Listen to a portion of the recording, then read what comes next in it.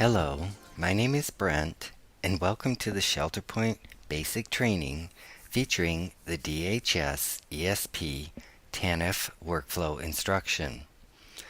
We are going to start with the basics today, and I'm going to show you what to do when the client says no to sharing his information to the statewide system. First of all, we never share our assessment information statewide. That is only shared with any programs you have set up in your system default sharing groups, which includes any external provider pages you have legal agreements to share with. That sharing is also dependent on the creation of a yes release of information being recorded in the system. It is the client profile that is shared statewide. So, if the client disagrees with sharing his profile statewide, we honor that by locking down his open profile so that only a limited number of provider pages have access to the normally public limited information in the client profile. That would be the name, the year of the date of birth, gender, and the last four digits of the Social Security number. No agency outside your sharing group will have access to the assessment information, which again depends on a yes release of information in order to turn on the sharing groups on your assessment information. Whenever we are required to provide assessment data to a funder electronically, or have an agreement with another agency to share our client assessment data, we must carefully control how the data is set up in the system in order to honor the wishes of the client and satisfy the requirements for our funder. We must share our data with the funder when required. The client can choose to share profile information statewide or locally, and assessment information with other agency partners, however, and this should be explained to the client. Informed consent means that the client knows we record data, and we are required to submit that data to the funder. Whether we share client profiles statewide or the assessment information with any other agency partners, however, is up to the client. What this means to us in our data entry is that we must always remember to record a yes release of information in the system on every client.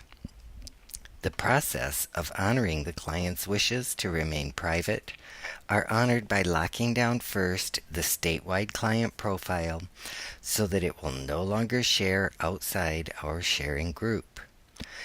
We may then also tighten the visibility on the rest of the data down so far that only our one program and the funder will ever see the client profile and the assessment information. A demonstration of this process during data entry would be such.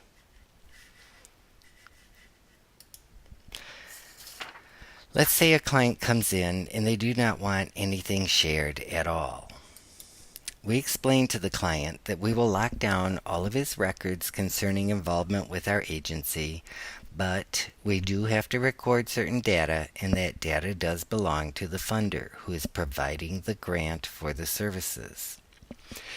It makes little sense to search for this client in the system because if we do find them, it will most likely be a profile created elsewhere and already set to public, and we will not have the ability to restrict his profile. So, we would create a new client profile for this client, along with any additional household members who wished not to share anything as well. A newly created profile will be in our control to lock down as much as we need. I'm going to create a new client. Notice I do the search. In this case, I don't find them, but even if I did, if I do not see a little group of houses here, it means it was created by someone else, not this agency. So I'm going to add a new client to the system so that I am able to lock this client record down. Again, you cannot lock down a record that has already been set to open. So, the process of locking a client record down begins with the green profile Open Lock. We click on that, and in order to lock this down so that it does not display statewide, the global visibility group must be removed. To remove the global visibility group from the client profile, we click on the red circle with the minus sign, and if I hover over it, it says remove. That removes the statewide system. Anywhere outside of whatever is left will now not be able to view this client profile. However, we never remove our funder's visibility nor our own visibility from the profile lock. Also, it is our agency's prerogative and duty to enter a yes release of information so that the data will share at least to the funder out of our obligation to provide the data for the grant we use to provide the services. In this case, I am still leaving the sharing for the DHS ESP TANF project and the TANF project Zone 4 director. I also have my own agency and all of its children in my sharing group, and in this case, I have a legal binding agreement between my agency and Ladybug Services that we will share client information to each other. Now, depending on that legal contract, you may be asked to remove Ladybug as well. If you have questions about how tight your contract is with other agencies, you need to find out because you will have to describe them to your client when they give you their answer as to the visibility of their client profile.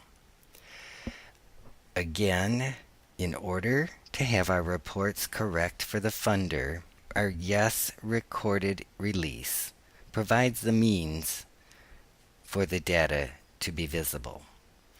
We enter a yes release of information and we document the type of agreement the client gave us for his client profile. That means if they say no and do not sign anything, it is documented as a verbal release. I'm going to exit and show the release to you. So I'm opening up, I'm adding a release. I will always put a yes release in here. I'll explain to you in a moment. So if the client says no and doesn't sign anything, it's verbal. If the client signs a release stating that we will hide his profile from the statewide system, we would record it as a signed statement from client in the drop-down list. Again, and most importantly, we always record a yes release of information and honor the client's wishes by locking down our records with the client profile lock. In the event that no documentation at all was taken, we still enter a yes release of information, but automatically lock the client record down from the client profile lock. To just visibility for our agency and our funder. Releases should be set at whatever time period you agree to with the client. That's generally the period of 1 year. However, it's in fact whatever you agree to with your client. So save that yes release of information so that your data will flow to your funder and your client's wishes will be honored when it comes to the visibility of their public identity. The client's choice is not over how your agency releases the data to the funder. It is whether or not to allow public visibility on their client profile and assessment data to other agencies in your community. So always be sure to regard your client wishes with the client profile and assessment sharing to other agencies, but never restrict your legal obligation to share all data with your grant funder. You may have control to restrict visibility of the client profile and any assessments by adjusting any of the lock controls in the system. But never, under any circumstances, should you restrict visibility to your funder or your own internal agencies. Okay, all that being said, you should also know that if you would like to investigate this further, we have a podcast on our website called Securing Client Records by Shanna Cherubini. It's 20 minutes long. It does include more detail on what you've just seen. So feel free to avail yourself of that as needed. Now we're going to get on with our ShelterPoint training. Close this navigation control panel by clicking on the line so there's nothing to distract me from my data entry. I can also expand my screen so that it fills the whole monitor if I wish. And we have buttons here on the ShelterPoint screen. The one that's our favorite of all is the View All button, because that's going to display whichever bed list we have appearing under whatever agency we've selected that we have access to, and show me all the beds that we have in my shelter and all of the people that are residing in those beds at this time. Now you can see I've set this up before. I have my family section at the top, and it has a total of 4 rooms. Then I have my men's barracks section, and it has a total of 12 beds. And I have a women's barracks section, which has a total of 8 beds. Now, in looking at what we see on the screen right now, there's a lot of information.